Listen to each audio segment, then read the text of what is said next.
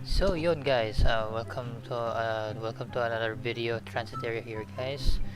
We're gonna unbox this Redragon Seyfert GM100 studio microphone kit that I got from Shopee, no? So this one guys, I saw this on a post on Facebook. Nakita ko siya. So it's one of the microphones around na as per the reviews no that I saw before was maganda yung kanyang quality no guys at its price for 1,150, but I got this unit from Shopee with a price of 1,350 no, so there's a 200 difference because in the official store of Redragon and Lazada wala na kasi siyang stock no, so I got this one from Shopee. So let's head guys and unbox this guy. So, let's continue with the unboxing. So here's the box. As you can see on the box, no. Here in the box, so we have blackish, no, with the red font, no, Redragon. There's the logo of the Redragon itself and the Seyfert. So there's the Seyfert, no. So the Seyfert, and yeah, let's open the box. So as you can see from here guys, the Redragon, may selyo pa siya no. And this one is still sealed. So tanggalin natin yung seal.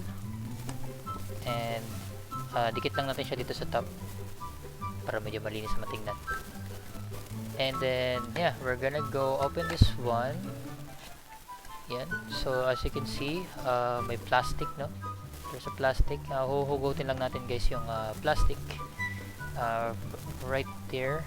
I think pag ganito yata. Yeah, I got it right. Pag ganito. So, ayun. Sorry, nalaglag guys. So, ayun. Okay, lapag lang naman natin yung mic sa gilid for a bit. So, here's the manual. Simple manual. Redragon is included, no? So it has a black color scheme with a manual, and here's the manual, guys. Operating instruction, ekla bush, chekla, ganyan. So here's the manual. Here's the manual itself. So may Japanese, no? I think in other language as well. Okay, so let's go on. Let's proceed on the microphone itself. So here's the actual unit now guys. Here's the actual unit. So here's the filter. I don't know how di ko alam kung anong tawag dito. I don't know what this has been called, no. Di ko alam kung anong tawag dito guys. And just lang natin for a bit guys. Yan, okay. Good. So, di ko alam anong tawag dito sa part na yan. And this is the tripod. So, here's the tripod that includes with the unit and tripod. So, ito yung pinaka-tripod. And lastly, here's the microphone. As you can see the microphone, no, it's really solid, no. Solid yung kanyang build. And medyo mabigat siya na guys. Medyo mabigat siya. And here's the cable, no. It's a 3.5mm jack na cable. Ay mag-focus ng ating camera, no. Mag-focus ka. Wala na ba? Ayaw niya mag-focus talaga. So apologies for that guys. Ayaw niya mag-focus, no. So yeah, back to the unit. Here's the unit, no. Here's the unit itself. So Redragon. Yeah, yan. That's the unit now guys. So on the next part of this video, I will be covering na din yung actual na audio ng microphone. Teka, try lang natin i-attach guys yung microphone dun sa may sa ating stand. Subukan natin i-attach. Subukan natin guys i-attach kasi I think this is how it goes dito. So, tingnan natin. So,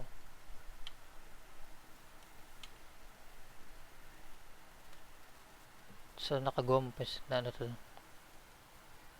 Gamush. Yan.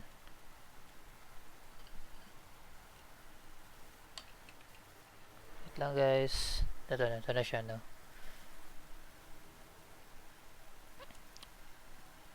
Well, it's now attached, no? Naka-attach na siya. So, what it looks like this, no? Yan na. Tapos, ikakabit natin yung pinaka audio filter. Pinaka-filter niya. So, taas ko lang to konti itong ano to. Itong ano. So, dito, ito yung pinaka-boom. Kakabit natin. Here's the actual boom. Yan. Okay. Yan, that's it. No? One eternity later. So yan, hi guys, hello ulit. So ito yung continuation na video natin sa pagkitas ng Redragon Seyfert na microphone. So bali ngayon, yung microphone na gamit ko is yung HyperX Cloud Stinger ko na microphone from my headphones, no? Para mapakita sa inyo guys yung actual performance and difference ng dalawa. So ngayon, nakasaksak itong HyperX na headphone microphone.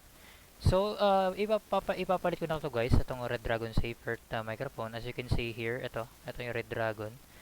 So, ipapalit ko na siya guys, for a bit.